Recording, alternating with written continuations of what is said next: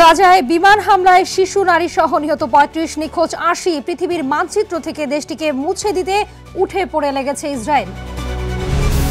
বাংলাদেশ সহ ৭৫ দেশে ট্রাম্পের পাল্টা শুল্ক ৯০ দিন স্থগিত। চীনা পণ্যের আরও বাড়িয়ে ১২৫% করার ঘোষণা যুক্তরাষ্ট্রের। ট্রাম্পের শুল্ক যুদ্ধে যখন হিমশিম খাচ্ছে অধিকাংশ দেশ, সয়াবিন নিয়ে নতুন কূটনীতির পথে চীন ও ইউরোপ। এবং ভারতের চেয়ে বাংলাদেশের বেশি ভালো চায় না পৃথিবীর অন্য কোনো দেশ, নয়াদিল্লিতে পররাষ্ট্রমন্ত্রী এস জয়শঙ্কর। বিশ্বজুড়ে ঘটে যাওয়া দিনের গুরুত্বপূর্ণ ঘটনাগুলি নিয়ে আরটিভির নিয়মিত আয়োজন দ্য ওয়ার্ল্ড টুডে আপনাদের সঙ্গে রয়েছি আমি হাবিবা আফরোজ।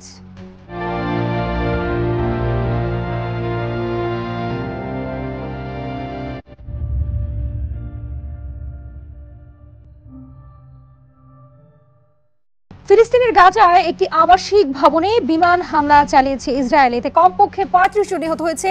নিহতদের মধ্যে নারী ও শিশু রয়েছে। এই হামলায় নিখোঁজ রয়েছে অন্তত ৮০ জন। এক প্রতিবেদনে এই তথ্য জানায় আল জাজিরা। এদিকে আগামী কয়েক মাসের মধ্যে ফিলিস্তিনিকে রাষ্ট্র হিসেবে স্বীকৃতি দিতে যাচ্ছে ফ্রান্স। দেশটির প্রেসিডেন্ট ইমানুয়েল ম্যাক্রো বুধবার এই তথ্য জানিয়েছেন। জুনে নিউ ইয়র্কে জাতিসংঘের কনফারেন্সে আসতে পারে এমন ঘোষণা। Également en plein soutien au plan de reconstruction pour Gaza endossé par la Ligue arabe le 4 mars dernier. ফিলিস্তিনকে পৃথিবীর মানচিত্র থেকে মুছে দিতে উঠে পড়ে লেগেছে ইসরায়েল। হত্যা করেছে নিষ্পাপ শিশু, নারী সহ বেসামরিক নাগরিকদের। মুহুর্মুহু হামলার পাশাপাশি বন্ধ করে দিয়েছে বিদেশি খাদ্য সহায়তার পথও।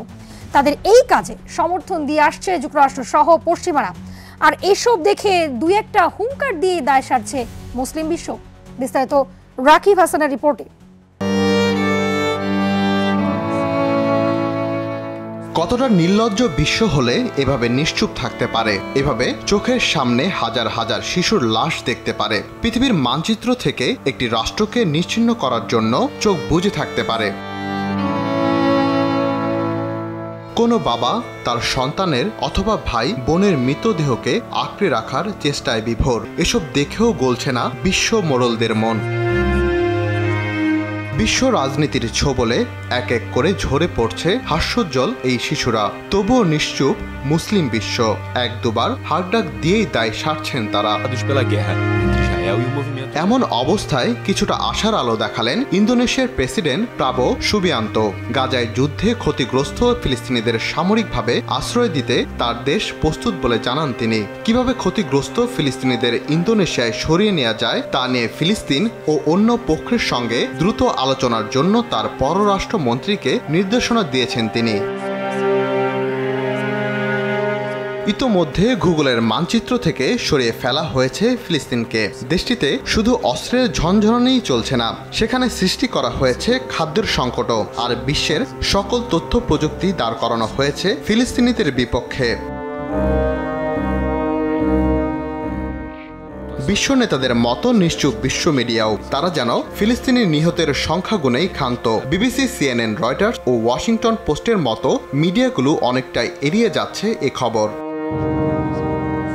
18 মার্চ গাজায় নতুন করে ইসরায়েলি হামলা শুরু হওয়ার পর থেকে প্রায় 1500 ফিলিস্তিনি নিহত হয়েছে। বৃহস্পতিবার এক প্রতিবেদনে এ তথ্য জানায় বার্তা সংস্থা আনাদুলো। তবে নিখোঁজ অনেকের পরিণতি এখনও জানা না যাওয়ায় সংখ্যা বাড়তে পারে আরও অনেক।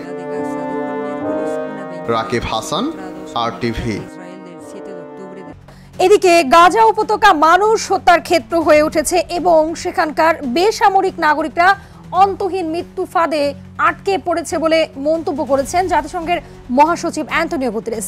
গাজায় জরুরি ভিত্তিতে মানবিক সাহায্য নিশ্চিতে জাতিসংঘের 6টি প্রধান সংস্থাকে আহ্বান জানান তিনি। এদিকে বিশ্বজুড়ে তীব্র সমালোচনার মুখেও থেমে নেই গাজায় হামলা। 24 ঘন্টায় সেখানে আরো 58 জন নিহত হয়েছে। সামদানি প্রত্যয় রিপোর্ট। নৃশংসতার সব মাপকাঠি ছাপিয়ে যাওয়ায় গাজা যুদ্ধের ভয়াবহতায় হতবাক গোটা বিশ্ব। স্বাধীনতাকামী হামাসের সঙ্গে যুদ্ধবিরতির প্রতিশ্রুতি ভঙ্গ করে আবারও দ্বিতীয় দফায় হামলার পর সেখানে খাদ্য, পানিসহ সব মানবিক সাহায্য প্রবেশ বন্ধ হয়ে গেছে। শুধু বোমার আঘাতে নয়, গাজাবাসীকে না খাইয়ে মারার চক্রান্ত করছে নেতানিয়াহু প্রশাসন। যুক্তরাষ্ট্র সহ বিভিন্ন দেশে গাজায় ইসরায়েলি বর্বরতার প্রতিবাদে প্রতিদিন হাজারো মানুষ বিক্ষোভ করলেও থামছে না ইসরায়েলি হামলা। সবশেষ 24 ঘন্টায় গাজার বিভিন্ন প্রান্তে প্রাণ হারিয়েছে অন্তত আরও 58 ফিলিস্তিনি। দক্ষিণ গাজার একটি হাসপাতালে ইসরায়েলি বিমান হামলায় 29 জন নিহত হয়েছে। গাজায় চলমান মানবিক বিপর্যয় নিয়ে উদ্বেগ জানিয়েছেন জাতিসংঘ মহাসচিব আন্তোনিও গুতেরেস। সংবাদ সম্মেলনে তিনি বলেন, গাজা উপত্যকার ত্রাণ ফুরিয়ে গেছে এবং সেখানে ভয়াবহতার দুয়ার খুলে গেছে। খাদ্য ও চিকিৎসা সামগ্রী প্রবেশ বন্ধ করে দেয়া আন্তর্জাতিক আইনের চরম লঙ্ঘন বলে হুঁশিয়ারি দেন তিনি। গাজা এখন হত্যার ক্ষেত্র। সেখানকার লোকজনদের পরিকল্পিতভাবে মৃত্যুর ফাঁদে ফেলা হয়েছে। 1 মাসের বেশি সময় ধরে সেখানে এক টুকরো রুটি প্রবেশ করেনি। এগুলো গুরুতর অপরাধ। আমি আমাদের সবগুলো ইউনিটকে একযোগে পরিস্থিতি মোকাবেলার আহ্বান জানাচ্ছি। এত কিছুর পরও জাতিসংঘ মহাসচিব দেশটির বিরুদ্ধে কুৎসা রটাচ্ছেন বলে পাল্টা জবাব দেয় ইসরায়েল। সামদানি প্রত্যয়, RTV। এবার অন্যান্য প্রসঙ্গ। চীনকে এক হাত নিয়ে অন্য দেশগুলোর উপর আরোপিত শুল্ক 3 মাসের জন্য স্থগিত করেছে যুক্তরাষ্ট্র।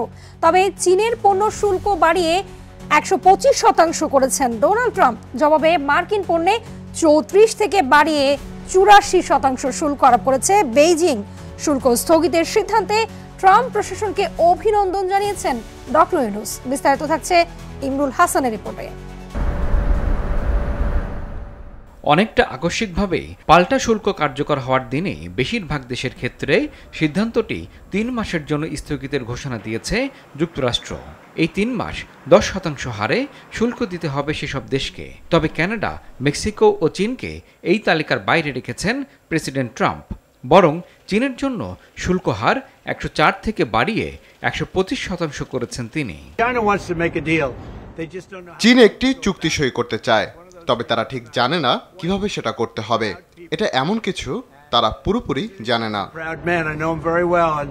এর আগে নিজের মালিকানাধীন সামাজিক মাধ্যম ট্রুথে এ ব্যাপারে ট্রাম্প লেখেন, বিশ্ববাজারের প্রতি চীন যে অসম্মান দেখিয়েছে তার ভিত্তিতে চীনের উপর শুল্ক 125% উন্নীত করছি, যা এ মুহূর্ত থেকে কার্যকর হবে। তিনি আরও লিখেন, তার প্রত্যাশা চীন দ্রুতই বুঝতে পারবে যুক্তরাষ্ট্র এবং অন্যান্য দেশকে শোষণ করার সময় বিষয়টি আর মানা হবে না। এদিকে 90 দিনের জন্য স্থগিতের অনুরোধে সাড়া দেয়ায় প্রেসিডেন্ট ট্রাম্পকে ধন্যবাদ জানিয়েছেন বাংলাদেশের অন্তর্বর্তী সরকারের প্রধান উপদেষ্টা অধ্যাপক মোহাম্মদ ইউনূস। প্রধান উপদেষ্টার ভেরিফাইড ফেসবুক পেজে তাকে উদ্ধৃত করে বলা হয়, 90 দিনের জন্য শুল্ক স্থগিতের জন্য অনুরোধে ইতিবাচক সাড়া দেয়ায় ধন্যবাদ। ট্রাম্পের বাণিজ্য নীতি সমর্থনে তার প্রশাসনের সাথে বাংলাদেশ কাজ চালিয়ে যাবে বলেও ফেসবুক পোস্টে উল্লেখ করা হয়। এদিকে কানাডা ও মেক্সিকোর উপর ঠিক কত শতাংশ শুল্ক থাকছে তা নিয়ে ধোঁয়াশা থাকলেও পরবর্তীতে জানা যায় এই হার 25%। শুল্ক নিয়ে টানাপোড়েন ও উদ্বেগের জেরে বিশ্বজুড়ে শেয়ার বাজারে অস্থিরতা চলছে। যদিও সিদ্ধান্ত স্থগিতের ঘোষণা আসার পর অনেকটা চাঙ্গা ভাব ফিরছে। হোয়াইট হাউসের তরফে ধারণা দেওয়ার চেষ্টা করা হয়েছে, যেসব দেশ প্রতিশোধ নেওয়ার চেষ্টা করেনি তাদের পুরস্কৃত করা হচ্ছে। তবে চীনের সঙ্গেও ট্রাম্পের সমঝোতার সম্ভাবনা উড়িয়ে দিচ্ছেন না বিশ্লেষকেরা। ইমরুল হাসান, RTV। মার্কিন যুক্তরাষ্ট্রের কেন্দ্রীয় তদন্ত ব্যুরো FBI এর নতুন পরিচালক ক্যাশ প্যাটেলকে দেশটির মাদক, তামাক, আগ্নেয়াস্ত্র ও বিস্ফোরক ব্যুরোর ভারপ্রাপ্ত পরিচালকের পদ থেকে সরানো হয়েছে। বিষয়টি সম্পর্কে অবগত আছেন ট্রাম্প প্রশাসনের এমন কয়েকজন কর্মকর্তা বার্তা সংস্থা রয়টার্সকে এই তথ্য নিশ্চিত করেন। এই পদে ভারতীয় বংশোদ্ভূত মার্কিন ক্যাশ প্যাটেলের স্থলাভিষিক্ত হয়েছেন ট্রাম্প প্রশাসনের আর্মি সেক্রেটারি ড্যানিয়েল ড্রিসকোল। FBI নতুন পরিচালক পদ নিশ্চিত হওয়ার পর ক্যাশ প্যাটেলকে ATF এর ভারপ্রাপ্ত পরিচালক করেছিলেন প্রেসিডেন্ট ডোনাল্ড ট্রাম্প। গেল 24 ফেব্রুয়ারি সংস্থাটির ভারপ্রাপ্ত পরিচালক হিসেবে শপথ নেন প্যাটেল। এর 3 দিন আগে প্যাটেল FBI এর প্রধান হয়েছিলেন। ক্যাশ প্যাটেল প্রেসিডেন্ট ট্রাম্পের একজন আস্থাভাজন ব্যক্তি হিসেবে পরিচিত। যুক্তরাষ্ট্রের সবচেয়ে প্রভাবশালী তদন্ত সংস্থা FBI এর নেতৃত্ব দিচ্ছেন তিনি। মার্কিন প্রেসিডেন্ট ডোনাল্ড ট্রাম্প ঘোষিত শুল্ক যুদ্ধে যখন হিমশিম খাচ্ছে অধিকাংশ দেশ, তখনই সয়াবিন নিয়ে নতুন কূটনৈতিক পথে চীন ও ইউরোপীয় ইউনিয়ন।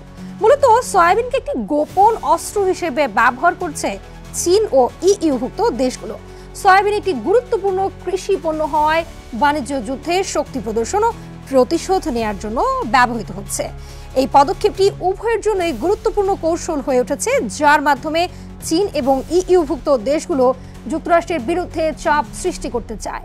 সয়াবিন দিয়ে কিভাবে যুক্তরাষ্ট্রকে সহায়তা করতে চাইছে চীন ও ইউরোপ, তারই উত্তর খোঁজার চেষ্টা করেছেন ইমরুল হাসান।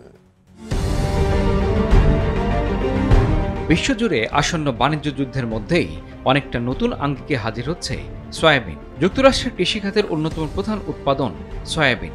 দানাশস্য, পশুখাদ্য বা তেল সব ধরনের সয়াবিন পণ্য দেশটির জিডিপির প্রায় 0.6% যোগানদাতা।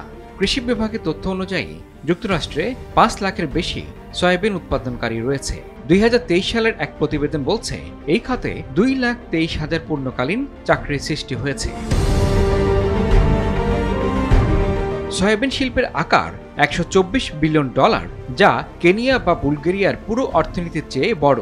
উৎপাদনের অর্ধেকের বেশি 80টি দেশে রপ্তানি করা হয়। যুক্তরাষ্ট্র বিশ্বের দ্বিতীয় বৃহত্তম সয়াবিন রপ্তানিকারক দেশ। 2023 সালে যুক্তরাষ্ট্র $27 বিলিয়ন সয়াবিন রপ্তানি করেছে। এর মধ্যে চীন একাই কিনেছে $15 বিলিয়ন সয়াবিন। এর পরেই রয়েছে ইইউভুক্ত দেশগুলো, বিশেষ করে জার্মানি, স্পেন ও নেদারল্যান্ডস, যারা প্রায় $2 বিলিয়ন সয়াবিন আমদানি করে। ইউএস সয়াবিন এক্সপোর্ট কাউন্সিলের প্রধান জিম শাটার মন্তব্য করেছেন, ট্রাম্প ঘোষিত শুল্ক মার্কিন সয়াবিনের উপর বিশাল ক্ষতির কারণ হতে পারে। এতে করে চীনে মার্কিন সয়াবিন রপ্তানি কার্যত বন্ধ হয়ে যেতে পারে। তিনি আরও বলেন, 2018 সালের প্রথম বাণিজ্য যুদ্ধের পর থেকেই দক্ষিণ আমেরিকার দেশগুলো, বিশেষ করে ব্রাজিল, চীনে সয়াবিন রপ্তানিতে যুক্তরাষ্ট্রকে পেছনে ফেলে দেয়। তবে দ্রুতই একটি নতুন বাণিজ্য চুক্তি হবে এবং পরিস্থিতি স্বাভাবিক হবে বলে আশা প্রকাশ করেছেন gym shutter. US soybeans going to China, as we saw in the last trade war, it's not good. We don't see many US soybeans going because the market prices in soybeans, a 34% spread or 34% sort of penalty on US soybeans is so large that it will likely keep US soybeans out of China. EU $28 billion যুক্তরাষ্ট্রীয় পণ্যে শুল্ক বাড়ানোর ঘোষণা দিয়েছে। এর মধ্যে সয়াবিনও রয়েছে। আগামী 15 এপ্রিল থেকে প্রথম ধাপে শুল্ক কার্যকর হবে। অন্যদিকে চীন ইতিমধ্যে মার্কিন সয়াবিনে 10% শুল্ক বসিয়েছে। শনিবার তারা সব মার্কিন পণ্যে অতিরিক্ত 34% শুল্ক যোগ করে, যা সয়াবিনের ক্ষেত্রে দাঁড়ায় 44%। যুক্তরাষ্ট্রের সয়াবিন চাষিরা ট্রাম্পকে চীন ইইউভুক্ত দেশগুলোর ওপর শুল্ক প্রত্যাহারের আহ্বান জানিয়েছেন।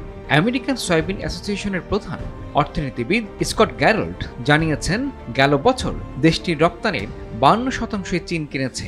তাদের বিকল্প খুঁজে পাওয়া সহজ নয় বলেও মন্তব্য করেন স্কট। তবে এত কিছুর পরেও রয়েছে সয়াবিন যুদ্ধের রাজনৈতিক প্রভাব। ট্রাম্প এ পর্যন্ত নির্বাহী আদেশে শুল্ক বসিয়েছেন, কংগ্রেসকে এ বিষয়ে মতামত দিতে দেননি। তবে রিপাবলিকান কংগ্রেসম্যান ডন বেকন ও চাক গ্রেসলি এবং ডেমোক্রেট সিনেটর মারিয়া ক্যান্টওয়েল নতুন আইন প্রস্তাব করতে যাচ্ছেন, যা ট্রাম্পকে যে কোনো নতুন শুল্কের আগে কংগ্রেসকে জানাতে বাধ্য করবে। রিপাবলিকান হাউস স্পিকার মাইক জনসনের রাজ্য লুইজিয়ানা থেকে ইইউভুক্ত দেশগুলোতে যুক্তরাষ্ট্রের প্রায় সব সয়াবিন রপ্তানি হয়। তিনি শুল্ক বৃদ্ধির পক্ষে মত দিয়েছেন। গেল সপ্তাহে এক বিবৃতিতে তিনি বলেন, অর্থনীতিতে প্রেসিডেন্টের সহজাত প্রবৃত্তিতে বিশ্বাস রাখা উচিত। শুরুতে কিছু সমস্যা হতে পারে, কিন্তু শেষ পর্যন্ত সব আমেরিকানের জন্যই এটি ভালো হবে। ইমরুল হাসান, RTV। পৃথিবীর অন্য কোনো দেশ ভারতের চেয়ে বেশি বাংলাদেশের ভালো চায় না বলে মন্তব্য করেছেন ভারতের পররাষ্ট্রমন্ত্রী এস জয়শঙ্কর। নয়াদিল্লিতে নিউজ 18 আয়োজিত ভারত সামিটে অংশ নিয়ে এই কথা জানান তিনি। এছাড়াও বাংলাদেশে খুব দ্রুত নির্বাচন অনুষ্ঠিত হবে বলেও আশা প্রকাশ করেন তিনি। বুধবার এক প্রতিবেদনের তথ্যটি নিশ্চিত করেছে ভারতীয় সংবাদ মাধ্যম ফার্স্ট পোস্ট। থাইল্যান্ডে বাংলাদেশের অন্তর্বর্তী সরকারের প্রধান উপদেষ্টা ডক্টর মোহাম্মদ ইউনূস ও ভারতের প্রধানমন্ত্রী নরেন্দ্র মোদীর বৈঠকের বিষয়ে প্রশ্ন করা হলে তিনি জানান, Our relationship with Bangladesh, for historical reasons, is a very unique relationship.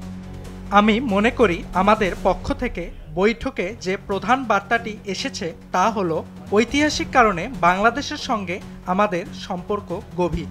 এটি মূলত জনগণের সঙ্গে জনগণের সংযোগ। ডোমিনিকান রিপাবলিকের একটি নৈশ ক্লাবের ছাদ ধসে পড়ার ঘটনায় নিহতের সংখ্যা বেড়ে দাঁড়িয়েছে 124 জনে। এই ঘটনায় আহত অবস্থায় উদ্ধার করা হয়েছে 150 জনেরও বেশি মানুষকে। নিহত ব্যক্তিদের মধ্যে প্রাদেশিক গভর্নর, মেজর লিগ বেসবলের সাবেক খেলোয়াড় দোতেলও রয়েছেন। ধ্বংসস্তূপ থেকে উদ্ধারের পর হাসপাতালে নেয়ার পথে 51 বছর বয়সী দোতেল মারা যান। নৈশ ক্লাবটির নাম জেটসেট।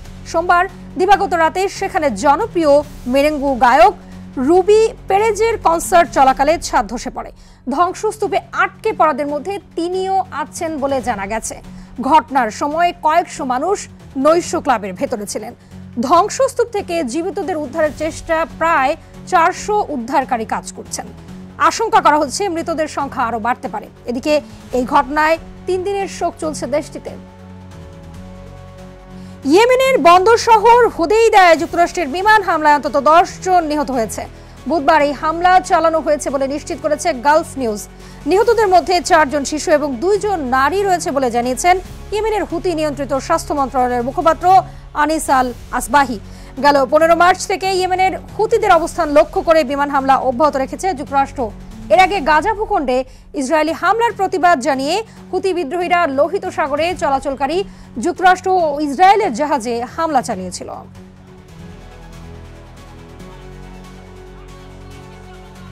এরই সাথে শেষ করছি দ্য ওয়ার্ল্ড টুডে। RTVর সাথে সংযুক্ত থাকুন, মতামত জানান RTVর সামাজিক যোগাযোগ মাধ্যমগুলোতে।